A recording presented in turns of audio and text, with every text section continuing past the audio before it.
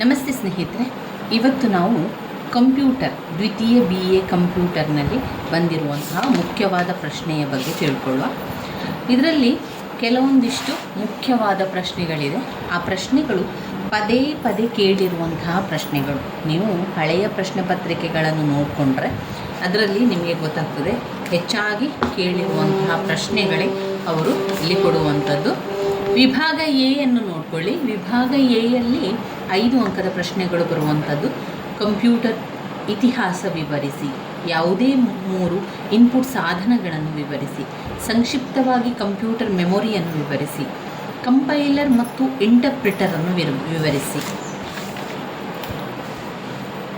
ನೀವು ಹೇಗೆ MS word ಡಾಕ್ಯುಮೆಂಟ್ಗೆ ಚಿತ್ರವನ್ನು ಸೇರಿಸುವಿರಿ ವಿವರಿಸಿ, ಕಂಪ್ಯೂಟರ್ ಸುರಕ್ಷತೆ ಮತ್ತು ಅದರ ಲಾಭಗಳನ್ನು ತಿಳಿಸಿ. ನಂತರ ಬರುವಂಥದ್ದು ವಿಭಾಗ B 10 ಅಂಕದ ಪ್ರಶ್ನೆಗಳು. 10 ಅಂಕದ ಪ್ರಶ್ನೆಯಲ್ಲಿ ಮಲ್ಟಿಮೀಡಿಯಾ ಅನ್ವಯಗಳ ಪ್ರಾಮುಖ್ಯತೆಯನ್ನು ವಿವರಿಸಿ, ಸೈಬರ್ ಕಾನೂನನ್ನು ವಿವರಿಸಿ, MS ವರ್ಡ್ನಲ್ಲಿ ಒಂದು ಟೇಬಲ್ ರಚಿಸಲು ಇರುವ ಹಂತಗಳನ್ನು ವಿವರಿಸಿ, ಬೈನರಿಯಿಂದ ಡೆಸಿಮಲ್ಗೆ ಹಾಗೂ ಹಿಮ್ಮುಖವಾಗಿ ಸಂಖ್ಯೆ ಪರಿವರ್ತಿಸಲು ಇರುವ ಹಂತಗಳನ್ನು ವಿವರಿಸಿ, ವಿವಿಧ ಬಗೆಯ ಆಪರೇಟಿಂಗ್ ಸಿಸ್ಟಮನ್ನು ವಿವರಿಸಿ ಅಂತ ಕೊಟ್ಟಿದ್ದಾರೆ ವಿಭಾಗ Bಯಲ್ಲಿ. ಇನ್ನು ವಿಭಾಗ Cಯಲ್ಲಿ ನಾವು ನೋಡುವುದಾದರೆ 15 ಅಂಕದ ಪ್ರಶ್ನೆಗಳು. ನೆಟ್ವರ್ಕ್ನ ಟೊಪಾಲಜಿಯನ್ನು ವಿವರಿಸಿ, ಗಾತ್ರ, ವೇಗ ಮತ್ತು ಸಾಮರ್ಥ್ಯವನ್ನು ಆಧರಿಸಿ ಕಂಪ್ಯೂಟರ್ಗಳ ವರ್ಗೀಕರಣವನ್ನು ವಿವರಿಸಿ, ರೇಖಾಚಿತ್ರದ ಜೊತೆಗೆ ಡಿಜಿಟಲ್ ಕಂಪ್ಯೂಟರ್ನ ಕ್ರಿಯಾತ್ಮಕ ಘಟಕವನ್ನು ವಿವರಿಸಿ, ಡಾಸ್ ಎಂದರೇನು, ಆಂತರಿಕ ಮತ್ತು ಬಾಹ್ಯ ಡಾಸ್ ಆದೇಶಗಳನ್ನು ವಿವರಿಸಿ ಅಂತ ಕೊಟ್ಟಿದ್ದಾರೆ. 5 ಅಂಕದ ಪ್ರಶ್ನೆ, 10 ಅಂಕದ ಪ್ರಶ್ನೆ, ಹಾಗೆಯೇ 15 ಅಂಕದ ಪ್ರಶ್ನೆಗಳಿರುವಂಥದ್ದು. ಕೆಲವೊಂದು ಪ್ರಶ್ನೆಗಳು ರಿಪೀಟಾಗಿ ಪದೇ ಪದೇ ಕೇಳಿರುವಂತಹ ಪ್ರಶ್ನೆಗಳು. ಮೊದಲಿಗೆ ನಾವು ನೋಡ್ಕೊಳ್ಳುವ ಕಂಪ್ಯೂಟರ್ನಲ್ಲಿ ಡೇಟಾ ಎಂದರೇನು, ಯಂತ್ರಾಂಶ ತಂತ್ರಾಂಶವನ್ನು ತಿಳಿಸಿ, ಮಾಹಿತಿ ಎಂದರೇನು, ಇವುಗಳ ಬಗ್ಗೆ ನೋಡ್ಕೊಳ್ಬೇಕು. ಅಷ್ಟೇ ಅಲ್ಲದೆ ಕಂಪ್ಯೂಟರ್ನ ಗುಣಲಕ್ಷಣಗಳು ಮುಖ್ಯವಾದ ಪ್ರಶ್ನೆ. ಆಮೇಲೆ ಕಂಪ್ಯೂಟರ್ನ ಇತಿಹಾಸ ಅಥವಾ ಕಂಪ್ಯೂಟರ್ನ ತಲೆಮಾರುಗಳನ್ನು ಕೂಡ ನಾವು ಓದ್ಕೊಳ್ಬೇಕು. ಇಲ್ಲಿ ಯಂತ್ರಾಂಶ ಮತ್ತು ತಂತ್ರಾಂಶ. ಯಂತ್ರಾಂಶ ಅಂದರೆ ಏನು, ತಂತ್ರಾಂಶ ಅಂದರೆ ಏನು ಅಂತ ನಿಮಗೆ ಗೊತ್ತಿರಲಿ. ಯಂತ್ರಾಂಶ ಅಂತ ಹೇಳಿದರೆ ಇದು ಕಂಪ್ಯೂಟರ್ನ ಭೌತಿಕ ಘಟಕ. ಕಂಪ್ಯೂಟರ್ನ ಭೌತಿಕ ಘಟಕವನ್ನೇನು ಹೇಳ್ತೇವೆ, ಯಂತ್ರಾಂಶ ಅಂತ ಹೇಳ್ತೇವೆ. ಸೂಚನೆಗಳನ್ನು ಕೊಡುವಂಥದ್ದು ತಂತ್ರಾಂಶ. ಯಂತ್ರಾಂಶ ಭೌತಿಕ ಘಟಕ ಆಗಿರುವಂಥದ್ದು. ಉದಾಹರಣೆ CPU, ಇನ್ಪುಟ್ ಸಾಧನಗಳು, ಉತ್ಪನ್ನ ಸಾಧನಗಳು, ಇದೆಲ್ಲ ಯಂತ್ರಾಂಶ. ಇನ್ನು ತಂತ್ರಾಂಶ ಅಂತ ಬಂದಾಗ ಅದು ಸೂಚನೆ ಆಗಿರುವಂಥದ್ದು, ಪ್ರೋಗ್ರಾಮ್. ಒಂದು ಕಂಪ್ಯೂಟರ್ನಲ್ಲಿ ಒಂದು ಪ್ರೋಗ್ರಾಮ್ ಅಂತ ಬಂದಾಗ ಅಥವಾ ಒಂದು ಸೂಚನೆ ನಮಗೆ ಸಿಕ್ಕಿದಾಗ ಅದಕ್ಕೆ ನಾವು ತಂತ್ರಾಂಶ ಅಂತ ಹೇಳ್ತೇವೆ. ಉದಾಹರಣೆಗೆ ಬೇಸಿಕ್ಸ್, ಪಾಸ್ಕಲ್, C++, ಜಾವಾ, ಇದೆಲ್ಲ ಕೂಡ ತಂತ್ರಾಂಶದಲ್ಲಿ ಬರ್ತದೆ. ಡೇಟಾ ಎಂದರೇನು ಅಂತ ಕೇಳಿದ್ದಾರೆ. ಅಂಕಿಅಂಶಗಳು ಮತ್ತು ಫ್ಯಾಕ್ಟ್ಸ್, ಅಕ್ಷರಗಳು ಅಥವಾ ಅಕ್ಷರ ಸಂಖ್ಯಾಯುಕ್ತ ಅಥವಾ ಸಂಖ್ಯಾ ಅಥವಾ ವಿಶೇಷ ಅಕ್ಷರಗಳು. ಡೇಟಾ ಒಂದೇ ಬಳಕೆದಾರರಿಗೆ ಉಪಯೋಗವಾಗುವುದಿಲ್ಲ. ಇದು ಪ್ರಾಥಮಿಕ ಮಾದರಿಯ ವಿಷಯವಾಗಿದೆ. ಉದಾಹರಣೆಗೆ ವಿದ್ಯಾರ್ಥಿಯ ಹೆಸರು, ನೋಂದಣಿ ಸಂಖ್ಯೆ, ಜನ್ಮ ದಿನಾಂಕ, ಕೋರ್ಸ್ಗಳ ಶೀರ್ಷಿಕೆ ಇತ್ಯಾದಿಗಳನ್ನು ನಾವು ಡೇಟಾ ಅಂತ ಕರೆಯುವಂಥದ್ದು. ಮಾಹಿತಿ ಎಂದರೇನು? ಮಾಹಿತಿ ಅಂತ ಹೇಳಿದರೆ ಸಂಸ್ಕರಿಸಿದ ದತ್ತಾಂಶಗಳ ಮಾಹಿತಿಯಾಗಿದೆ. ಸಂಸ್ಕರಿಸಿದ ದತ್ತಾಂಶಗಳ ಮಾಹಿತಿಯಾಗಿರುವಂಥದ್ದು. ಮಾಹಿತಿಯು ದಶಮಾಂಶ ಸಂಸ್ಕರಣಾ ಪ್ರಕ್ರಿಯೆಯ ಉತ್ಪನ್ನವಾಗಿದೆ. ಸಂಸ್ಕರಿಸಿದ ದಶಮಾಂಶ ಮಾಹಿತಿಯಾಗಿರುವಂಥದ್ದು. ಮಾಹಿತಿ ದಶಮಾಂಶಕ್ಕಿಂತ ಭಿನ್ನವಾಗಿದ್ದು ಬಳಕೆದಾರರಿಗೆ ಅರ್ಥಪೂರ್ಣವಾಗಿದೆ. ಇದು ದ್ವಿತೀಯ ಮಾದರಿಯ ವಿಷಯವಾಗಿದೆ. ಇಲ್ಲಿ ಉದಾಹರಣೆಯಾಗಿ 25 ವರ್ಷಕ್ಕಿಂತ ಹೆಚ್ಚು ವಯಸ್ಸಿನ ವಿದ್ಯಾರ್ಥಿಗಳ ಪಟ್ಟಿ. ದತ್ತಾಂಶ ಸಂಸ್ಕರಣಾ ಚಕ್ರ. ದತ್ತಾಂಶ ಸಂಸ್ಕರಣೆಯನ್ನು ಏನನ್ನು ಒಳಗೊಂಡಿದೆ ಅಂತ ಕೇಳಿದ್ದಾರೆ. ಇಲ್ಲಿ ದತ್ತಾಂಶ ಒಳಗೊಂಡಿರುವಂಥ ವಿಷಯ ಹುಟ್ಟಿದ ದಶಮಾಂಶ ಅಥವಾ ರೆಕಾರ್ಡ್ ಆದ ದಶಮಾಂಶ. 2 ವ್ಯವಸ್ಥೆ ಅಥವಾ ವಿಂಗಡಿಸಿದ ಡೇಟಾ. ವ್ಯವಸ್ಥೆ ಅಥವಾ ವಿಂಗಡಿಸಿದ ಡೇಟಾ. 3 ಪ್ರಕ್ರಿಯೆ ಅಥವಾ ಮಾರ್ಪಡಿಸಿದ ದತ್ತಾಂಶ. ಪ್ರಕ್ರಿಯೆ ಅಥವಾ ಮಾರ್ಪಡಿಸಿದ ದತ್ತಾಂಶ. ರಿಪೋರ್ಟ್ ಫಾರ್ಮ್ಯಾಟ್ ದತ್ತಾಂಶ, ಸಂವಹನ ಅಥವಾ ತಲುಪಿದ ಮಾಹಿತಿ. ಸಂವಹನ ಅಥವಾ ತಲುಪಿದ ಮಾಹಿತಿಯಾಗಿರ್ತದೆ. ಇದರಲ್ಲಿ ಒಂದು ಮುಖ್ಯವಾದ ಪ್ರಶ್ನೆ, ಹೆಚ್ಚಾಗಿ ಯಾವಾಗಲೂ ಇರುವಂಥ ಒಂದು ಪ್ರಶ್ನೆ ಅಂತಲೇ ಹೇಳ್ಬೋದು, ಕಂಪ್ಯೂಟರ್ನ ಗುಣಲಕ್ಷಣಗಳು. ಹೆಚ್ಚಾಗಿ ನೀವು ಹಳೆಯ ಪ್ರಶ್ನೆ ಪತ್ರಿಕೆಯಲ್ಲಿ ನೀವು ನೋಡಿದರೆ ಅವರು 1 ವರ್ಷ ಬಿಟ್ಟು 1 ವರ್ಷದಲ್ಲಿ ಎಷ್ಟೋ ಪ್ರಶ್ನೆಗಳು ಪದೇ ಪದೇ ಕೇಳಿರುವಂಥದ್ದು. ಅದರಲ್ಲಿ ಕಂಪ್ಯೂಟರ್ನ ಗುಣಲಕ್ಷಣಗಳು ಕೂಡ ಒಂದಾಗಿದೆ. ಕಂಪ್ಯೂಟರ್ನ ಗುಣಲಕ್ಷಣಗಳಲ್ಲಿ ಏನೆಲ್ಲ ಪಾಯಿಂಟ್ಸ್ಗಳು ಬರ್ತದೆ? ಕಂಪ್ಯೂಟರ್ನ ಗುಣಲಕ್ಷಣಗಳಲ್ಲಿ ವೇಗ, ಶೇಖರಣಾ ಮತ್ತು ವಿಶ್ವಾಸಾರ್ಹತೆ, ನಿಖರತೆ, ಕೌಶಲ, ಕಾರ್ಯತತ್ಪರತೆ. ಯಾವುದೆಲ್ಲ? ವೇಗ, ಶೇಖರಣೆ ಮತ್ತು ವಿಶ್ವಾಸಾರ್ಹತೆ, ಶೇಖರಣೆ ಮಾಡುವುದು ಮತ್ತು ವಿಶ್ವಾಸಾರ್ಹತೆ. 3 ನಿಖರತೆ, 4 ಕೌಶಲ, 5 ಕಾರ್ಯತತ್ಪರತೆ. ವೇಗ, ಎಲ್ಲ ದಶಮಾಂಶ ಗಣನೆಗಳನ್ನು ಸೆಕೆಂಡುಗಳಲ್ಲಿ ಪ್ರಕ್ರಿಯೆಗೊಳಿಸಲು ಕಂಪ್ಯೂಟರ್ ವೇಗವನ್ನು ನಿರ್ಧರಿಸುತ್ತದೆ. ಅಂದರೆ ಒಂದು ಕಂಪ್ಯೂಟರ್ಗೆ ನಾವು ಯಾವುದೇ ಒಂದು ಮಾಹಿತಿಯನ್ನು ಕೊಟ್ಟಾಗ ಅದು ಇಂತಿಷ್ಟು ವೇಗದಲ್ಲಿ ಹೋಗಬೇಕು ಅಂತ ಇರ್ತದೆ. ಆ ಒಂದು ವೇಗದಲ್ಲಿ ಹೋಗಬೇಕು ಅಂತ ಅದಕ್ಕೆ ಒಂದು ಮಾಹಿತಿಯನ್ನು ಕೊಡುವಂಥದ್ದು, ಅದು ವೇಗದ ವಿಚಾರಕ್ಕೆ ಬರ್ತದೆ. ಇನ್ನು ಶೇಖರಣಾ ಮತ್ತು ವಿಶ್ವಾಸಾರ್ಹತೆ. ಕಂಪ್ಯೂಟರ್ನಲ್ಲಿ ಶೇಖರಣೆ ಮಾಡುವಂಥದ್ದು ಒಂದು ವಿಶ್ವಾಸಕ್ಕೆ ಬಿಟ್ಟದ್ದು. ನಾವು ವಿಶ್ವಾಸದಿಂದ ಕಂಪ್ಯೂಟರ್ನಲ್ಲಿ ಶೇಖರಣೆಯನ್ನು ಮಾಡ್ಬೋದು. ಕಂಪ್ಯೂಟರ್ಗೆ ಶೇಖರಣೆ ಮಾಡುವಂಥ ಸಾಮರ್ಥ್ಯವನ್ನು ಅದು ನಿರ್ಧರಿಸುತ್ತದೆ. ಅಷ್ಟೇ ಅಲ್ಲದೆ ಹೆಚ್ಚು ಪ್ರಮಾಣದ ಮಾಹಿತಿಯನ್ನು ಸುಲಭವಾಗಿ ಕಂಪ್ಯೂಟರ್ನಲ್ಲಿ ಹೇಗೆ ಶೇಖರಿಸಿಡಬಹುದು ಎಂದು ತಿಳಿಸುತ್ತದೆ. ಶೇಖರಣಾ ಮತ್ತು ವಿಶ್ವಾಸಾರ್ಹತೆ. 3 ನಿಖರತೆ. ಕಂಪ್ಯೂಟರ್ ಎನ್ನುವಂಥದ್ದು ನಿಖರವಾಗಿ ನಮಗೆ ಫಲಿತಾಂಶವನ್ನು ಕೊಡ್ತದೆ. ಅದು ಕೊಡುವಂಥ ಫಲಿತಾಂಶ ಅದು ಕರೆಕ್ಟಾಗಿರ್ತದೆ, ಅದು ತಪ್ಪು ಮಾಡುವುದಿಲ್ಲ, ಅದು ಸರಿಯಾದ ನಿಖರವಾದ ಉತ್ತರವನ್ನು ನಮಗೆ ಸಿಗುವಂತೆ ಮಾಡ್ತದೆ. ಇನ್ಪುಟ್ ಡೇಟಾ ಕೆಲವು ದೋಷ ಹೊಂದಿದ್ದರೆ ಫಲಿತಾಂಶದಲ್ಲಿ ತಪ್ಪಾಗಿ ಇರ್ಬೋದು. ಕೊಡುವಂತಹ ಡೇಟಾವೇ ತಪ್ಪಾಗಿದ್ದರೆ ಅಂತಹ ಸಂದರ್ಭದಲ್ಲಿ ಆ ಉತ್ತರಗಳು ತಪ್ಪಾಗಿರುವಂತಹ ಸಾಧ್ಯತೆ ಇದೆ. ಇನ್ನು ಕೌಶಲ ಅಂತ ಹೇಳಿದರೆ ಕಂಪ್ಯೂಟರ್ ಬಳಸಬಹುದು ಎಂದು ನಿರ್ಧರಿಸ್ತದೆ. ಎಲ್ಲಿ ಕಂಪ್ಯೂಟರ್ ಬಳಸಬಹುದು ಅಂತ ನಿರ್ಧರಿಸುವುದು. ಉದಾಹರಣೆಗೆ ಬೋಧನೆಗೆ ಒಂದು ಕಂಪ್ಯೂಟರ್, ತರಬೇತಿ ಮಾಡುವಲ್ಲಿ ಕಂಪ್ಯೂಟರ್, ಲೆಕ್ಕ ಪರಿಶೋಧನೆ ಮಾಡುವಲ್ಲಿ ಕಂಪ್ಯೂಟರ್, ಅಂತಹ ಕ್ಷೇತ್ರದಲ್ಲಿ ಕೌಶಲ, ಎಲ್ಲಿ ಬೇಕು ಕಂಪ್ಯೂಟರನ್ನು ಬಳಸುವಂತಹ ಕೌಶಲಗಳು. ಇನ್ನು ಕಾರ್ಯತತ್ಪರತೆ. ಕಂಪ್ಯೂಟರ್ ಅನೇಕ ಗಂಟೆಗಳ ಕಾಲ ತನ್ನ ಕೆಲಸವನ್ನು ಮಾಡ್ತಾನೇ ಇರ್ತದೆ, ಅದಕ್ಕೆ ದಣಿವಾಗುವುದೇ ಇಲ್ಲ ಎಂಬುದು ಒಂದು ನಿರ್ಧರಿಸುವಂಥದ್ದು. ದೀರ್ಘಕಾಲದವರೆಗೆ ಕೆಲಸ ಮಾಡಿದ ನಂತರ ಒಂದು ಸ್ವೀಕಾರಾರ್ಹ ಔಟ್ಪುಟ್ ಕೂಡ ಅದು ಕೊಡ್ತದೆ. ನಾವು ಕಂಟಿನ್ಯೂ ಆಗಿ ನಾವು ಕಂಪ್ಯೂಟರನ್ನು ಬಳಸ್ತಾ ಇದ್ದರೆ ನಂತರ ನಮಗೆ ಒಂದು ಸರಿಯಾದ ನಿರ್ಧಾರಕ್ಕೆ ಬರಲಿಕ್ಕೆ ಅಥವಾ ಸರಿಯಾದ ಒಂದು ಮಾಹಿತಿಯನ್ನು, ಅದರ ಒಂದು ವಿಚಾರ ಏನು ಎನ್ನುವಂಥ ನಮಗೆ ತಿಳಿಸ್ಕೊಡ್ತದೆ.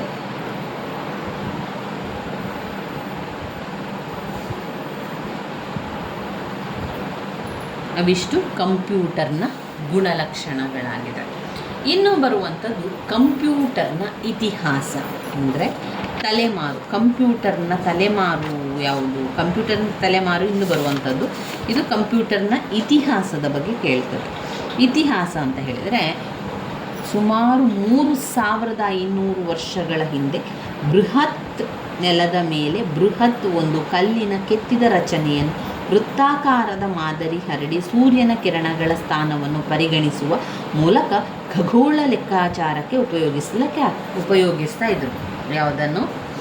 3500 ವರ್ಷಗಳ ಹಿಂದೆ ಏನಾಗಿತ್ತು ಅಂದರೆ ಬೃಹತ್ ಕಲ್ಲುಗಳ ಮೇಲೆ ಕಲ್ಲು ಬಂಡೆಯನ್ನು ಎತ್ತಿ ಅಲ್ಲಿನ ಕಲ್ಲಿನ ಕೆತ್ತಿದ ರಚನೆಯನ್ನು ವೃತ್ತಾಕಾರದ ಮಾದರಿಯಲ್ಲಿ ಹರಡಿ ಸೂರ್ಯನ ಕಿರಣಗಳ ಸ್ಥಾನವನ್ನು ಪರಿಗಣಿಸುವ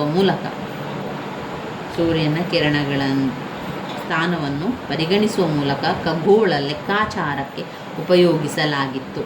ಇದು ಆಧುನಿಕ ಕಂಪ್ಯೂಟರ್ ಉದ್ಭವಕ್ಕೆ ನಾಂದಿ ಮಾಡಿದೆ. ಆ ಕೆತ್ತಿದ ಕಲ್ಲಿನ ರಚನೆ ನವಾಶಿಲೆಯುಗದ ಕಂಪ್ಯೂಟರ್ ಎಂದು ಕರೆಯಲಾಗ್ತದೆ ಮತ್ತು ಲೆಕ್ಕಗಣನೆಯ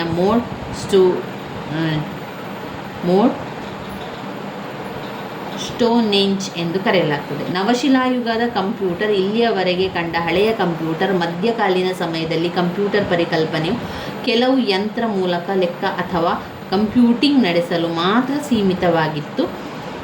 ಇದರಲ್ಲಿ ಚಿತ್ರ 2ನೇದಲ್ಲಿ ಸ್ಟೋನ್ಹೆಂಜ್ ತೋರಿಸುತ್ತದೆ.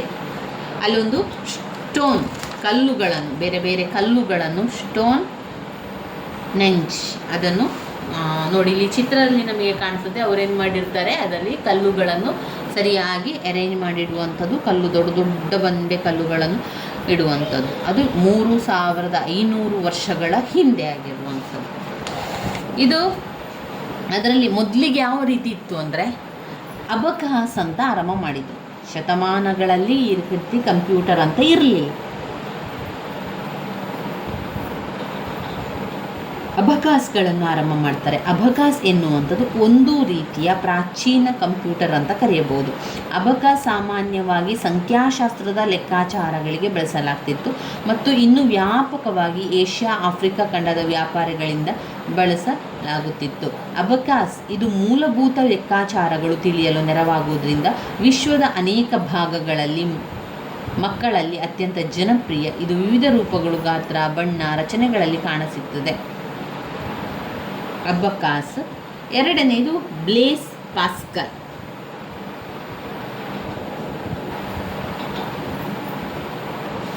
ಬ್ಲೇಸ್ ಪಾಸ್ಕಲ್ ಅವರು ಇಬ್ಬರು ಪ್ರವರ್ತಕರು. 1642ರಲ್ಲಿ ಫ್ರೆಂಚ್ ಗಣಿತಜ್ಞ ಬ್ಲೇಸ್ ಪಾಸ್ಕಲ್ ಅವರು ಸಂಖ್ಯಾತ್ಮಕ ವೀಲ್ ಕೋಷ್ಟಕ ಹೆಸರಿನ ಒಂದು ಯಂತ್ರವನ್ನು ಕಂಡುಹಿಡಿದರು.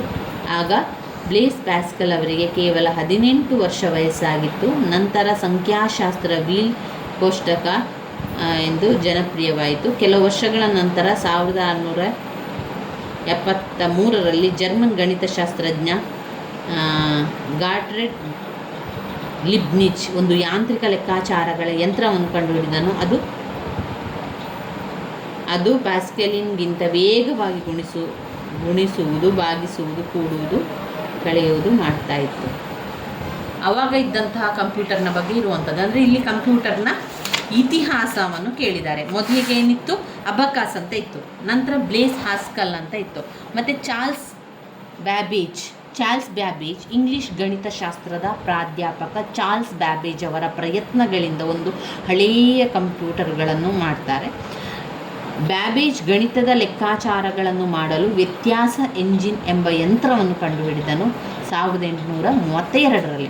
ಇದು ಗಣಿತ ಕಾರ್ಯಗಳನ್ನಲ್ಲದೆ ಎಲ್ಲ ರೀತಿಯ ಲೆಕ್ಕಗಳನ್ನು ಮಾಡಲಿಕ್ಕೆ ಅವುಗಳನ್ನು ಅಭಿವೃದ್ಧಿಪಡಿಸುವಂತಹ ಕಲ್ಪನೆಯನ್ನು ಕೂಡ ಹೊಂದಿತ್ತು. ಇದು ಚಾರ್ಲ್ಸ್ ಬ್ಯಾಬೇಜ್ ಅವರದು. ಒಂದು ಅಬಕಾಸ್, ಮತ್ತೊಂದು ಬ್ಲೇಸ್ ಪಾಸ್ಕಲ್ ಮತ್ತು ಚಾರ್ಲ್ಸ್ ಬ್ಯಾಬೇಜ್ ಅವರದ್ದು. ಇವಿಷ್ಟು ಇತಿಹಾಸದ ಕಂಪ್ಯೂಟರ್ನ ಇತಿಹಾಸ ಅಂತಲೇ ಹೇಳ್ಬೋದು. ಸಾಫ್ಟ್ವೇರ್ ಬಳಸದ ಯಾಂತ್ರಿಕ ಕಂಪ್ಯೂಟರ್ಗಳನ್ನು ತಿಳಿದ ನಂತರ ಈಗ ವಾಸ್ತವವಾಗಿ ಇಂದಿನ ಕಂಪ್ಯೂಟರ್ ಅಡಿಪಾಯವಾಗಿರುವ ಆರಂಭಿಕ ಎಲೆಕ್ಟ್ರಾನಿಕ್ ಕಂಪ್ಯೂಟರ್ ಬಗ್ಗೆ ಕೂಡ ನಾವು ತಿಳ್ಕೊಳ್ಳಬೇಕಾಗಿದೆ. ಇದು ಕಂಪ್ಯೂಟರ್ನ ಇತಿಹಾಸದಲ್ಲಿ ಕಾಣುವಂತಹ ವಿಚಾರಗಳು. ಇನ್ನು ಬರುವಂಥದ್ದು ಕಂಪ್ಯೂಟರ್ನ ತಲೆಮಾರು ಅಥವಾ ಪೀಳಿಗೆ. ಕಂಪ್ಯೂಟರ್ನ ಪೀಳಿಗೆ ಅಂತ ಕೂಡ ನಾವು ಕರೀತೇವೆ. ಇದು ಒಂದು ಕಂಪ್ಯೂಟರ್ನ ತಲೆಮಾರುಗಳು ಎನ್ನುವಂಥದ್ದು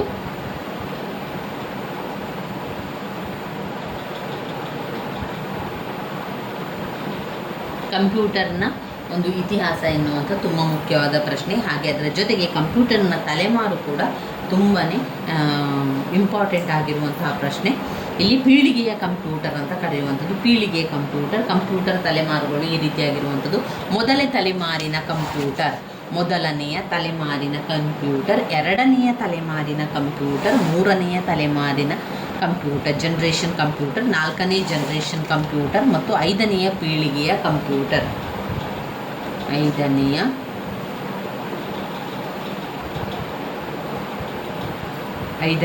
ಪೀಳಿಗೆಯ ಕಂಪ್ಯೂಟರ್. ಒಂದೊಂದು ಪೀಳಿಗೆಯ ಕಂಪ್ಯೂಟರ್ಗಳನ್ನು ತಿಳಿತಾ ಹೋಗುವ. ಪ್ರತಿಯೊಂದು ಕಂಪ್ಯೂಟರ್ ಕೂಡ ಅದರದೇ ಆದ ಕೆಲವು ರೀತಿ ನೀತಿಗಳನ್ನು ಹೊಂದಿದೆ. ಮೊದಲಿಗೆ ಬರುವಂಥದ್ದು ಮೊದಲ ತಲೆಮಾರಿನ ಕಂಪ್ಯೂಟರ್. ಅದು ಬಂದದ್ದು 1945ರಲ್ಲಿ ಆರಂಭ ಆಗ್ತದೆ. ನಂತರ ಅಂತ್ಯಗೊಳ್ಳುವಂಥದ್ದು 1958ರಲ್ಲಿ. 1945ರಲ್ಲಿ ಆರಂಭವಾಗಿ 1958ರಲ್ಲಿ ಕೊನೆಗೊಳ್ಳುವಂಥದ್ದು. ಅದು ಮೊದಲ ತಲೆಮಾರಿನ ಕಂಪ್ಯೂಟರ್. ಏನು ಮೊದಲ ತಲೆಮಾರಿನ ಕಂಪ್ಯೂಟರ್ ನೋಡೋದಾದರೆ,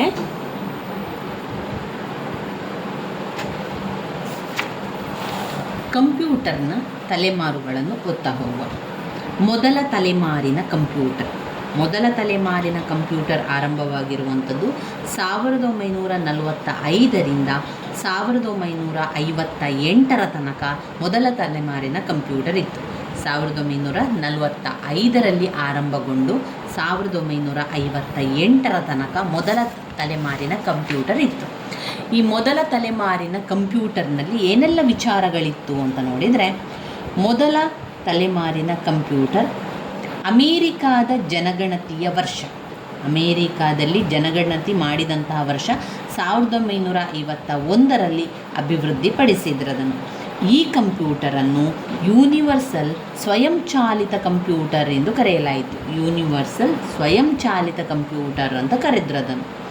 ತಂತ್ರಜ್ಞಾನ ನಿರ್ವಾತ ಕೊಳವೆಗಳನ್ನು ಆಧರಿಸಿತ್ತು. ಅದರಲ್ಲಿ ಯಾವ ಕೊಳವೆ ಇತ್ತು? ತಂತ್ರಜ್ಞಾನದ ನಿರ್ವಾತ ಕೊಳವೆ ಇತ್ತು. ವ್ಯಾಕ್ಯೂಮ್ ಟ್ಯೂಬ್ ಸರ್ಕ್ಯೂಟ್ ಬಳಸಲಾದ ಕಂಪ್ಯೂಟರ್ಗಳನ್ನು ಸರ್ಕ್ಯೂಟನ್ನು ಬಳಸಲಾದ ಕಂಪ್ಯೂಟರ್ಗಳನ್ನು ಮೊದಲ ಜನರೇಷನ್ ಕಂಪ್ಯೂಟರ್ ಎಂದು ಕರೆಯಲಾಯಿತು. ವ್ಯಾಕ್ಯೂಮ್ ಟ್ಯೂಬ್ ಸರ್ಕ್ಯೂಟ್ ತಂತುಗಳನ್ನು ಹೊಂದಿದ್ದು ಎಲೆಕ್ಟ್ರಾನ್ಗಳನ್ನು ಹೊರಹಾಕಲು ತಂತುಗಳು ಬಿಸಿಯಾಗುತ್ತಿದ್ದವು.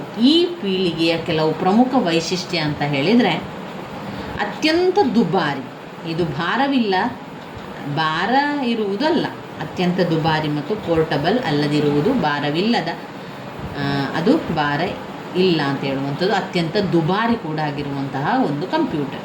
ಬೃಹತ್ ಗಾತ್ರ ಇದೆ, ಬಹಳಷ್ಟು ಜಾಗ ಇದಕ್ಕೆ ಬೇಕಾಗುವಂಥದ್ದು, ಬಹಳಷ್ಟು ಜಾಗ ಅವುಗಳು ಆಕ್ರಮಿಸ್ತದೆ. ಮಾಹಿತಿಯನ್ನು ಸಂಗ್ರಹಣೆ ಮಾಡಲಿಕ್ಕೆ ಮ್ಯಾಗ್ನೆಟಿಕ್ ಕೋಡ್ ಉಪಯೋಗಿಸಲಾಗುತ್ತಿತ್ತು. ಮಾಹಿತಿಯನ್ನು ಸಂಗ್ರಹಣೆ ಮಾಡಲಿಕ್ಕೋಸ್ಕರ ಮ್ಯಾಗ್ನೆಟಿಕ್ ಕೋರನ್ನು ಉಪಯೋಗಿಸಬೇಕು. ಹಾಗೆ ಕಡಿಮೆ ಮಟ್ಟದ ಭಾಷೆ ಬಳಸಲು ಬೈನರಿ ಭಾಷೆ, ಕಡಿಮೆ ಮಟ್ಟದ ಭಾಷೆಯನ್ನು ಬಳಸಲಾಗುತ್ತಿತ್ತು. ಅದಕ್ಕೆ ಬೈನರಿ ಭಾಷೆ ಎಂದು ಕರೆಯಲಾಯಿತು. ಸಂಸ್ಕಾರ ವೇಗವನ್ನು ಮಿಲಿಸೆಕೆಂಡುಗಳಲ್ಲಿ ಅಳೆಯಬೇಕಾಗುತ್ತಿತ್ತು. ಇನ್ಪುಟ್ ಆರ್ ಔಟ್ಪುಟ್ ಕಾರ್ಯಾಚರಣೆಗಳು ಪಂಚ್ ಕಾರ್ಡ್ ಬಳಸಿ ನಿರ್ವಹಿಸಲಾಗುತ್ತಿತ್ತು. ಪಂಚ್ ಕಾರ್ಡ್ಗಳನ್ನು ಬಳಸಿ ಮಾಡಲಾಗ್ತಾ ಇತ್ತು. ಇನ್ನು ಮುಖ್ಯ ಎವಿ ವೈಜ್ಞಾನಿಕ ಗಣಕ ಮೊದಲ ಮುಖ್ಯ ಎವಿ ವೈಜ್ಞಾನಿಕ ಗಣನ ರೆಕಾರ್ಡ್ ಕೀಪಿಂಗ್ ವೇತನಾಧಾರ ಪ್ರಕ್ರಿಯೆ ಉಪಯೋಗಿಸಲಾಗುತ್ತಿತ್ತು.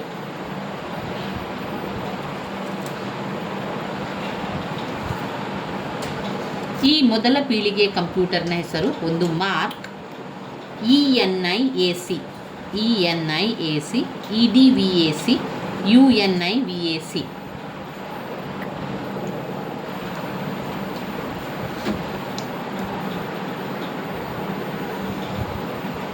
ಮೊದಲ ತಲೆಮಾರಿನ ಕಂಪ್ಯೂಟರ್ ಈಗ ಅದನ್ನೆಲ್ಲ ನೆನಪಲ್ಲಿ ಇಟ್ಕೊಳ್ಳಿ. ಮೊದಲಿಗೆ ಮೊದಲ ತಲೆಮಾರಿನ ಕಂಪ್ಯೂಟರ್ ಅದು ಅಮೇರಿಕಾದ ಜನಗಣತಿ ಆದಂತಹ ವರ್ಷ 1951ರಲ್ಲಿ ಅಭಿವೃದ್ಧಿಯನ್ನು ಪಡಿಸಿದರು. ಈ ಒಂದು ಮೊದಲನೇ ತಲೆಮಾರಿನ ಕಂಪ್ಯೂಟರನ್ನು ಯೂನಿವರ್ಸಲ್ ಸ್ವಯಂಚಾಲಿತ ಕಂಪ್ಯೂಟರ್ ಎಂದು ಕರೆದರು. ಯೂನಿವರ್ಸಲ್ ಸ್ವಯಂಚಾಲಿತ ಕಂಪ್ಯೂಟರ್ ಅಂತ ಕರೆದರು. ಇದರಲ್ಲಿ ತಂತ್ರಜ್ಞಾನ ನಿರ್ವಾತ ಕೊಳವೆಗಳನ್ನು ಬಳಸಿದರು. ಆಮೇಲೆ ವ್ಯಾಕ್ಯೂಮ್ ಟ್ಯೂಬ್ ಸರ್ಕ್ಯೂಟ್ ಬಳಸಲಾದ ಕಂಪ್ಯೂಟರ್ಗಳು. ಅದರಲ್ಲಿರುವಂಥದ್ದು ಸರ್ಕ್ಯೂಟ್ ಯಾವುದು? Vacuum tube circuit. ಅದರಲ್ಲಿರುವಂತಹ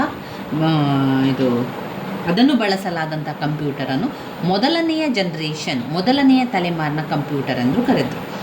vacuum tube circuit ತಂತುಗಳನ್ನು ಹೊಂದಿದ್ದು ಎಲೆಕ್ಟ್ರಾನ್ಗಳನ್ನು ಹೊರಹಾಕಲು ತಂತುಗಳೆಲ್ಲ ಬಿಸಿ ಆಗ್ತಾಯಿತ್ತು, ಆ ಒಂದು ಎಲೆಕ್ಟ್ರಾನನ್ನೆಲ್ಲ ಹೊರಹಾಕಲಿಕ್ಕೆ. ಈ ಒಂದು ಮೊದಲ ಪೀಳಿಗೆ ಕಂಪ್ಯೂಟರ್ನ ವೈಶಿಷ್ಟ್ಯವನ್ನು ನೋಡಿದರೆ ಅದು ತುಂಬಾ ದುಬಾರಿಯಾಗಿತ್ತು. ಎಲ್ಲ ಕಡೆಗೆ ತೆಗೆದುಕೊಂಡು ಹೋಗಲಿಕ್ಕೆ ಸಾಧ್ಯ ಆಗ್ತಾ ಇರಲಿಲ್ಲ. ಯಾಕಂದರೆ ಅದು ಅಲ್ಲದಿರುವುದು ಅಂದರೆ ಭಾರ ಇರುವಂಥದ್ದಾಗಿತ್ತು. ಬೃಹತ್ ಗಾತ್ರ, ತುಂಬಾ ದೊಡ್ಡದಾಗಿತ್ತು ಮತ್ತು ಅದಕ್ಕೆ ತುಂಬ ಜಾಗ ಕೂಡ ಬೇಕಿತ್ತು. ಅಲ್ಲಿ ಮಾಹಿತಿಯನ್ನು ಸಂಗ್ರಹಣೆ ಮಾಡಲಿಕ್ಕೆ ಮ್ಯಾಗ್ನೆಟಿಕ್ ಕೋರನ್ನು ಮಾಡ್ತಾಯಿದ್ರು. ಅಲ್ಲಿ ಕಂಪ್ಯೂಟರ್ನ ಭಾಷೆ ಯಾವ ರೀತಿ ಇತ್ತು ಅಂದರೆ ಕಡಿಮೆ ಮಟ್ಟದ ಬೈನರಿ ಭಾಷೆಯನ್ನು ಉಪಯೋಗಿಸ್ತಾ ಇದ್ರು. ಸಂಸ್ಕಾರದ ವೇಗ ಎಷ್ಟಿತ್ತು, ಮಿಲಿ ಸೆಕೆಂಡುಗಳಲ್ಲಿ ಅದನ್ನು ಅಳೆಯಲಾಗ್ತಾ ಇತ್ತು. ಇನ್ಪುಟ್ ಔಟ್ಪುಟ್ ಕಾರ್ಯಾಚರಣೆಗಳು ಪಂಚ್ ಕಾರ್ಡನ್ನು ಬಳಸಿ ಅದನ್ನು ನಿರ್ವಹಣೆ ಮಾಡ್ತಾಯಿದ್ರು. ಮುಖ್ಯ AV ವೈಜ್ಞಾನಿಕ ಗಣನ, ರೆಕಾರ್ಡ್ ಕೀಪಿಂಗ್, ವೇತನದಾರರ ಪ್ರಕ್ರಿಯೆ ಉಪಯೋಗಿಸಲಾಗ್ತಾ ಇತ್ತು. ಈ ಪೀಳಿಗೆಯ ಪ್ರಮುಖ ಕಂಪ್ಯೂಟರ್ ಮಾರ್ಕ್ ಅಂತ ನೆನಪಲ್ಲಿಟ್ಕೊಳ್ಳಿ. ಇನ್ನು ಎರಡನೆಯ ತಲೆಮಾರಿನ ಕಂಪ್ಯೂಟರ್ ಯಾವಾಗ ಆರಂಭ ಆಯಿತು? 1959ರಿಂದ 1964 ತನಕ ಎರಡನೆಯ ತಲೆಮಾರಿನ ಕಂಪ್ಯೂಟರ್ ಬಳಸಲಾಯಿತು. 1959ರಿಂದ 59, 60, 61, 62, 63, 64 6 ವರ್ಷಗಳ ಕಾಲ 64ರ ತನಕ ಎರಡನೆಯ ತಲೆಮಾರಿನ ಕಂಪ್ಯೂಟರನ್ನು ಬಳಸಿದರು. ಈ ಎರಡನೆಯ ತಲೆಮಾರಿನ ಕಂಪ್ಯೂಟರ್ನಲ್ಲಿ ನಿರ್ವಾತ ಕೊಳವೆಗಳನ್ನು, ಟ್ರಾನ್ಸಿಸ್ಟ್ಗಳನ್ನು ಬಳಸುವುದನ್ನು ಕಂಡುಹಿಡಿದರು. ನಿರ್ವಾತ ಕೊಳವೆಗಳ ಸ್ಥಳದಲ್ಲಿ ಟ್ರಾನ್ಸಿಸ್ಟ್ಗಳನ್ನು ಬಳಸಿದರು. ಮೊದಲನೆಯ ತಲೆಮಾರಿನ ಕಂಪ್ಯೂಟರ್ನಲ್ಲಿ ನಿರ್ವಾತ ಕೊಳವೆಯನ್ನು ಬಳಸಿದರು. ಎರಡನೆಯ ತಲೆಮಾರಿನ ಕಂಪ್ಯೂಟರಿಗಾಗುವಾಗ ಆ ನಿರ್ವಾತ ಕೊಳವೆಯ ಜಾಗದಲ್ಲಿಯೇ ಟ್ರಾನ್ಸಿಸ್ಟ್ಗಳು ಅಂತ ಹೇಳುವಂತಹ ಒಂದು ಉಪಕರಣವನ್ನು ಬಳಸಿದರು. ಟ್ರಾನ್ಸಿಸ್ಟ್ಗಳು ಎಲೆಕ್ಟ್ರಾನಿಕ್ ಸರ್ಕ್ಯೂಟ್ ಆಗ್ತಾಯಿತ್ತು. ಗಾತ್ರದಲ್ಲಿ ಸಣ್ಣದಾಗಿ ಇತ್ತು. ಎಲೆಕ್ಟ್ರಾನ್ ಹೊರ ಹೋಗಬೇಕು ಅಂತಾದರೆ ಯಾವುದೇ ಬಿಸಿ ಆಗ್ತಾ ಇರಲಿಲ್ಲ, ಯಾವುದೇ ತಾಪಮಾನ ಆಗ್ತಿರಲಿಲ್ಲ. ಮೊದಲನೇ ಕಂಪ್ಯೂಟರ್ನಲ್ಲಿ ಎಲೆಕ್ಟ್ರಾನಿಕ್ ಹೊರ ಹೋದಾಗ ಆ ತಂತುಗಳೆಲ್ಲ ತುಂಬಾ ಬಿಸಿ ಆಗ್ತಾಯಿತ್ತು. ಎರಡನೇ ತಲೆಮಾರಿನ ಕಂಪ್ಯೂಟರ್ನಲ್ಲಿ ಟ್ರಾನ್ಸಿಸ್ಟ್ಗಳನ್ನು ಬಳಸಿದ್ರಿಂದ ಎಲೆಕ್ಟ್ರಾನಿಕ್ ಹೊರ ಹೋಗುವಂತಹ ಬಿಸಿ ಆಗ್ತಾ ಇರಲಿಲ್ಲ, ತಾಪ ಆಗ್ತಾ ಇರಲಿಲ್ಲ. ಇಲ್ಲಿ ನಿರ್ವಾತ ಕೊಳವೆಯ ಬದಲಿಗೆ ಟ್ರಾನ್ಸಿಸ್ಟ್ಗಳನ್ನು ಬಳಸಿ ಮಾಡಿದಂತಹ ಕಂಪ್ಯೂಟರ್ ಎರಡನೆಯ ತಲೆಮಾರಿನ ಕಂಪ್ಯೂಟರ್ ಅಂತ ಕರೆದರು. ಈ ಎರಡನೇ ತಲೆಮಾರಿನ ಕಂಪ್ಯೂಟರ್ನ ವೈಶಿಷ್ಟ್ಯಗಳನ್ನು ನೋಡಿದರೆ ಮೊದಲನೆಯ ತಲೆಮಾರಿನ ಕಂಪ್ಯೂಟರ್ಗೆ ಹೋಲಿಸಿದರೆ ಇದು ತುಂಬ ದುಬಾರಿ ಅಲ್ಲ, ಸ್ವಲ್ಪ ಗಾತ್ರದಲ್ಲಿ ಕಡಿಮೆ ಮತ್ತು ಇದರ ಶಾಖ ಕೂಡ ಕಡಿಮೆ ಆಯಿತು. ಸೂಕ್ಷ್ಮ ಸೆಕೆಂಡುಗಳಲ್ಲಿ ಅಳೆಯಲಾಯಿತು. ಮಾಹಿತಿಗಳನ್ನು ಸೂಕ್ಷ್ಮ ಸೆಕೆಂಡುಗಳಲ್ಲಿ ಅದನ್ನು ವೇಗ ಮಾಡಲಾಯಿತು. ಆಮೇಲೆ ಪ್ರಾಥಮಿಕ ಸಂಗ್ರಹಣ ಮ್ಯಾಗ್ನೆಟಿಕ್ ಕೋರ್ಗಳಿದ್ದವು. ಯಂತ್ರಗಳ ವಿಕಸನ ಅದ್ವಿತೀಯ ಪ್ರೋಗ್ರಾಮ್ಗಳು ಆರಂಭಿಸಿದರು. ಮ್ಯಾಗ್ನೆಟಿಕ್ ಟೇಪನ್ನು ದ್ವಿತೀಯ ಮೆಮೊರಿಯಾಗಿ ಬಳಸಲಾಯಿತು. COBOL ಮತ್ತು ಫೋರ್ಟ್ರಾನ್ ಉನ್ನತ ಮಟ್ಟದ ಭಾಷೆ ಬಳಸಲಾಯಿತು. ವಿಶ್ವಾಸಾರ್ಹ ಮತ್ತು ಕಡಿಮೆ ದೋಷಗಳಿಂದ ಪೀಡಿತವಾಗಿತ್ತು. ಇದು ವಿಶ್ವಾಸಾರ್ಹ ಆಗಿದ್ದಂಥ ಕಂಪ್ಯೂಟರ್, ಎರಡನೆಯ ಪೀಳಿಗೆಯ ಕಂಪ್ಯೂಟರ್. ದೋಷ ಕೂಡ ಕಡಿಮೆ ಆಗ್ತಾ ಹೋಯಿತು. ಇಲ್ಲಿದ್ದಂತಹ computer IBM 700, IBM 700, IBM 1401, IPL 191 ಇತ್ಯಾದಿ ಇತ್ತು.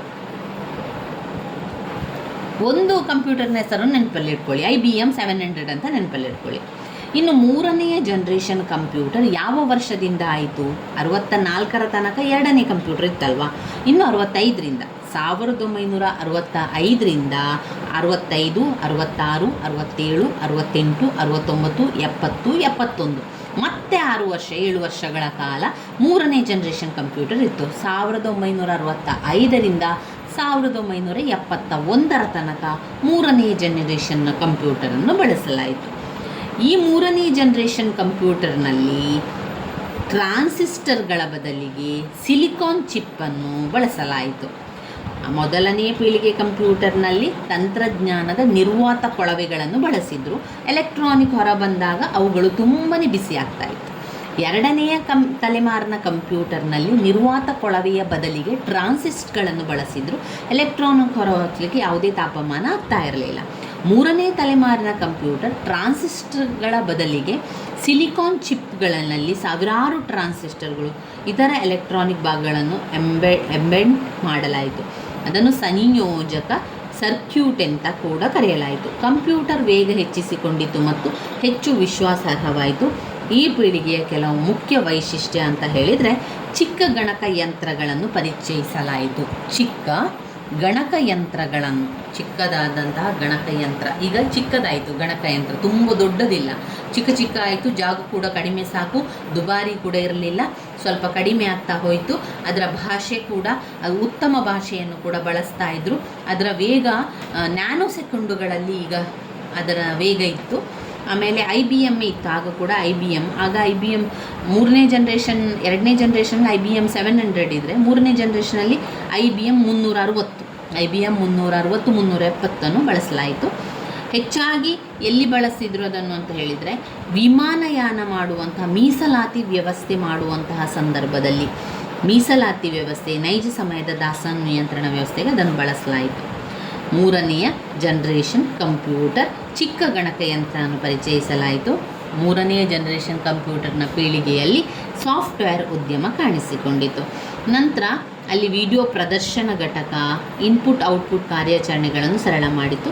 ಸಂಸ್ಕಾರದ ವೇಗವನ್ನು ನ್ಯಾನೋ ಸೆಕೆಂಡುಗಳಲ್ಲಿ ಬಳಸಲಾಯಿತು. ಅದನ್ನು ಕಂಪ್ಯೂಟರ್ನ ಒಟ್ಟಾರೆ ಚಟುವಟಿಕೆಗಳನ್ನು ನಿಯಂತ್ರಿಸುವ ಆಪರೇಟಿಂಗ್ ಸಿಸ್ಟಮ್ ಎಂಬ ವ್ಯವಸ್ಥೆ ತಂತ್ರಾಂಶ ಸಾಮಾನ್ಯವಾಗಿದೆ. ಇನ್ನು ಈ ಪೀಳಿಗೆಯ ಕಂಪ್ಯೂಟರ್ ಮಲ್ಟಿ ಪ್ರೋಗ್ರಾಮಿಂಗ್ ಪರಿಕಲ್ಪನೆಯನ್ನು ಬಳಸಿಕೊಂಡಿತು. ಅನೇಕ ಕಾರ್ಯಕ್ರಮಗಳನ್ನು ಏಕಕಾಲದಲ್ಲಿ ಕಾರ್ಯಗತಗೊಳಿಸಿತು. ಇನ್ನು ಹೆಚ್ಚಾಗಿ ವಿಮಾನಯಾನ ಮೀಸಲಾತಿ ವ್ಯವಸ್ಥೆ ಮತ್ತು ನೈಜ ಸಮಯದ ದಾಸ್ತಾನು ನಿಯಂತ್ರಣ ವ್ಯವಸ್ಥೆಗೆ ಇದನ್ನು ಬಳಸಲಾಯಿತು. ಇನ್ನು ನಾಲ್ಕನೇ ಜನ್ರೇಷನ್ನ ಕಂಪ್ಯೂಟರ್ 1971 ನಂತರ ನಾಲ್ಕನೇ ಜನ್ರೇಷನ್ ಕಂಪ್ಯೂಟರ್ ಬಂತು. ಮೂರನೇ ಜನ್ರೇಷನ್ ಕಂಪ್ಯೂಟರ್ 1971 ತನಕ ಇತ್ತು. ನಂತರ 71 ನಂತರ ನಾಲ್ಕನೇ ಜನ್ರೇಷನ್ ಕಂಪ್ಯೂಟರ್ ಮಾಡಲಾಯಿತು. ಇಲ್ಲಿ ದೊಡ್ಡ ಪ್ರಮಾಣದ ಮತ್ತು ಬಹುದೊಡ್ಡ ಪ್ರಮಾಣದ ಏಕೀಕರಣ ಸರ್ಕ್ಯೂಟ್ ಆಗಮನದಿಂದ ನಾಲ್ಕನೇ ತಲೆಮಾರಿನ ಒಂದು ಕಂಪ್ಯೂಟರ್ ಹೊರಹೊಮ್ಮಿದೆ. ಜಾರ್ಜ್ ಸ್ಕೇಲ್ ಇಂಟಿಗ್ರೇಷನ್ ಮತ್ತು ಬಹುದೊಡ್ಡ ಪ್ರಮಾಣದ ಇಂಟಿಗ್ರೇಷನ್ ಸಾಧನೆ ಹೆಚ್ಚಾದಂತೆ ಕಂಪ್ಯೂಟರ್ನ ಗಾತ್ರ ಮತ್ತಷ್ಟು ಕಡಿಮೆಯಾಗಿದೆ. ಈ ಪೀಳಿಗೆಯ ಕೆಲವು ಲಕ್ಷಣ ಅಂತ ನೋಡಿದರೆ, ನಾಲ್ಕನೆಯ ಜನ್ರೇಷನ್ ಕಂಪ್ಯೂಟರ್ನಲ್ಲಿ ಮೈಕ್ರೋ ಪ್ರೊಸೆಸರ್ ಆಧಾರಿತ ತಂತ್ರಜ್ಞಾನ ಅಭಿವೃದ್ಧಿಯಾಯಿತು. ಮೆಮೊರಿಗೆ ಅರೆವಾಹಕ ಚಿಪ್ಗಳ ಬಳಕೆ, ಅರೆವಾಹಕ ಚಿಪ್ಗಳ ಬಳಕೆ. ಮೈಕ್ರೋ ಕಂಪ್ಯೂಟರ್ಸ್ ವೈಯಕ್ತಿಕ ಕಂಪ್ಯೂಟರ್ ಸಾಮಾನ್ಯ ಮನುಷ್ಯನ ಕೈಗೆಟಕುವಂತಾಯಿತು. ಇಲ್ಲಿ ಮೈಕ್ರೋ ಕಂಪ್ಯೂಟರ್ಸ್ ಮತ್ತು ವೈಯಕ್ತಿಕ ಕಂಪ್ಯೂಟರ್ ಏನಾಯಿತು ಅಂದರೆ ಸಾಮಾನ್ಯ ಮನುಷ್ಯರಿಗೆ ತಲುಪಲಿಕ್ಕೆ, ನಮಗೆಲ್ಲ ತೆಗೆಯುವ ರೀತಿಯಲ್ಲಿ ಇತ್ತು. ಮತ್ತೆ ಗ್ರಾಫಿಕ್ ಟರ್ಮಿನಲ್ಗಳು ಕಾಣಿಸಿಕೊಳ್ಳಲಾರಂಭಿಸಿದವು. ಹೊಸ ತಂತ್ರಾಂಶ, ಉದಾಹರಣೆಗೆ ಡೇಟಾಬೇಸ್ ನಿರ್ವಹಣಾ ವ್ಯವಸ್ಥೆ ಮತ್ತು ಅದರ ಪರಿಚಯಿಸಲಾಯಿತು. ಡೇಟಾ ಸಂವಹನ ಮತ್ತು ಕಂಪ್ಯೂಟರ್ ನೆಟ್ವರ್ಕ್ ಬಳಕೆ ಸಾಮಾನ್ಯವಾಗಿದೆ. ಈ ತಲೆಮಾರಿನ ಕಂಪ್ಯೂಟರ್ಗಳನ್ನು ಕಾರ್ಪೊರೇಟ್ ಮಾಡೆಲಿಂಗ್, ನಿರ್ಧಾರ ಬೆಂಬಲ ವ್ಯವಸ್ಥೆ, ಎಲೆಕ್ಟ್ರಾನಿಕ್ ಹಣ ವರ್ಗಾವಣೆ, ಸಣ್ಣ ವ್ಯಾಪಾರ ಅನ್ವಯಗಳ ಅಪ್ಲಿಕೇಶನ್ ಬಳಸಲಾಗುತ್ತಿತ್ತು. ಇನ್ನು ಈ ಪೀಳಿಗೆಯ computer IBM, PS2, Apple II ಇತ್ಯಾದಿ. ಇನ್ನು ಬರುವಂಥದ್ದು 5ನೆಯ ತಲೆಮಾರಿನ ಕಂಪ್ಯೂಟರ್. ಈ 5ನೇ ತಲೆಮಾರಿನ ಕಂಪ್ಯೂಟರಲ್ಲಿ ರೋಬೋಟ್ ಸಾಧನವನ್ನು ಬಳಸಲಾಯಿತು ಎನ್ನುವಂಥದ್ದು. ಇತ್ತೀಚೆಗೆ ಮಾಡಿದಂತಹ ಸಂಶೋಧನೆಗಳಲ್ಲಿ ಆಲೋಚನೆ ಕಂಪ್ಯೂಟರ್ಸ್ಗಳು ಎಂಬ ಕೃತಕ ಬುದ್ಧಿಮತ್ತೆಯ ಕಂಪ್ಯೂಟರ್ಗಳನ್ನು ಗಮನ ಹರಿಸಿದರು. ಕೃತಕ ಬುದ್ಧಿಮತ್ತೆ ಅಂತ ಹೇಳಿದರೆ ಇಲ್ಲಿ ರೋಬೋಟ್, ಆಲೋಚನೆಯ ಕಂಪ್ಯೂಟರ್ಗಳ ಎಂಬ ಕೃತಕ ಬುದ್ಧಿಮತ್ತೆ ಬಳಸಿಕೊಳ್ಳುವ ಬಗ್ಗೆ ಗಮನ ಹರಿಸಿದರು. ಈ ಕಂಪ್ಯೂಟರ್ಗಳಿಗೆ 5ನೆಯ ಪೀಳಿಗೆಯ ಕಂಪ್ಯೂಟರ್ ಎಂದು ಕರೆಯಲಾಗುತ್ತದೆ ಮತ್ತು USA ಮತ್ತು ಜಪಾನ್ ಪ್ರಯೋಗಾಲಯಗಳಲ್ಲಿ ಅಭಿವೃದ್ಧಿಪಡಿಸಲಾಗುತ್ತದೆ. ಈ ಕಂಪ್ಯೂಟರ್ ಅತ್ಯಾಧುನಿಕ ಆಪರೇಟಿಂಗ್ ಸಿಸ್ಟಮ್ ಇಂಟರ್ಫೇಸ್ ಸಾಮರ್ಥ್ಯವನ್ನು ULSI ತಂತ್ರಜ್ಞಾನ ಹೊಂದಿರುತ್ತದೆ. ಈ ಕಂಪ್ಯೂಟರ್ಗಳು ಜ್ಞಾನ ಮಾಹಿತಿ ಸಂಸ್ಕರಣಾ ವ್ಯವಸ್ಥೆಯನ್ನು ಹೊಂದಿರುತ್ತದೆ. ಈ ಪೀಳಿಗೆಯ ಕೆಲವು ಪ್ರಮುಖ ವೈಶಿಷ್ಟ್ಯಗಳು ಅಂತ ಹೇಳಿದರೆ, ಸಾವಯವ ಚಿಪ್ಸ್ ಪರಿಚಯ, ದೊಡ್ಡ ಶೇಖರಣಾ ಸಾಮರ್ಥ್ಯ, ದೊಡ್ಡದಾದಂತಹ ಶೇಖರಣೆ ಮಾಡುವಂಥ ಸಾಮರ್ಥ್ಯ ಇತ್ತು. ಸೂಪರ್ ಕಂಪ್ಯೂಟರ್ಗಳನ್ನು ಪರಿಚಯಿಸಲಾಯಿತು. ಅತಿ ವೇಗದ ಕಂಪ್ಯೂಟರ್, ಉದಾಹರಣೆಗೆ ಸೂಪರ್ ಕಂಪ್ಯೂಟರನ್ನು ಪರಿಚಯಿಸಲಾಯಿತು. ನಂತರ ಪ್ಯಾರಲಲ್ ಪ್ರೊಸೆಸಿಂಗ್,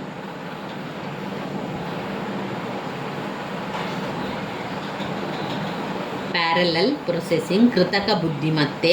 6 ಎಕ್ಸ್ಪರ್ಟ್ ಸಿಸ್ಟಮ್ಸ್, ರೋಬ್ಯಾಟಿಕ್ ಆಮೇಲೆ ರೋಬೋಟಿಕ್ ಇತ್ತು.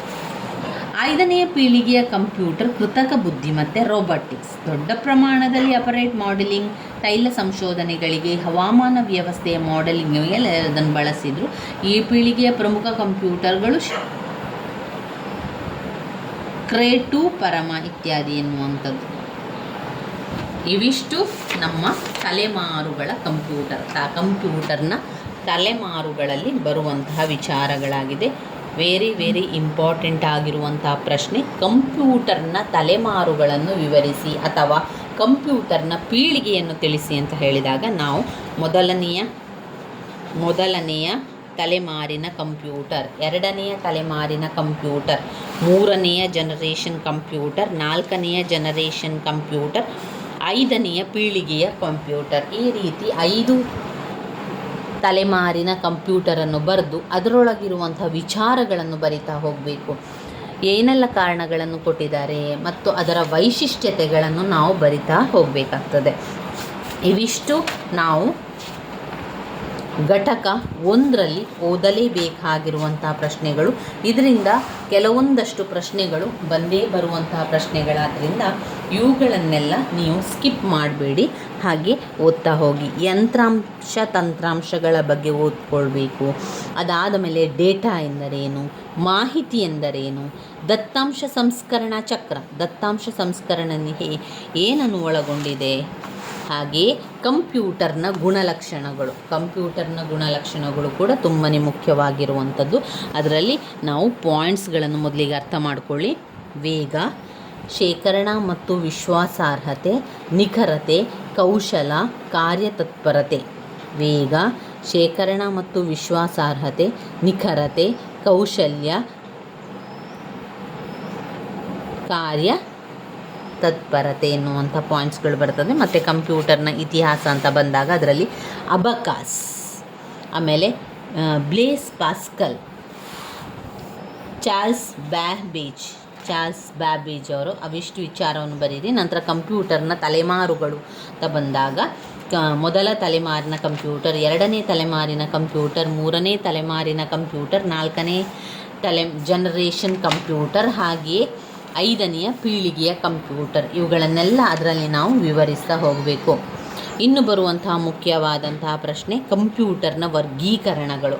ಕಂಪ್ಯೂಟರನ್ನು ಯಾವ ರೀತಿ ವರ್ಗೀಕರಣ ಮಾಡ್ಬೋದು, ಅವುಗಳ ವಿಚಾರಗಳು ತುಂಬಾ ಮುಖ್ಯವಾಗಿರುವಂತಹ ಪ್ರಶ್ನೆಗಳಾಗಿದೆ.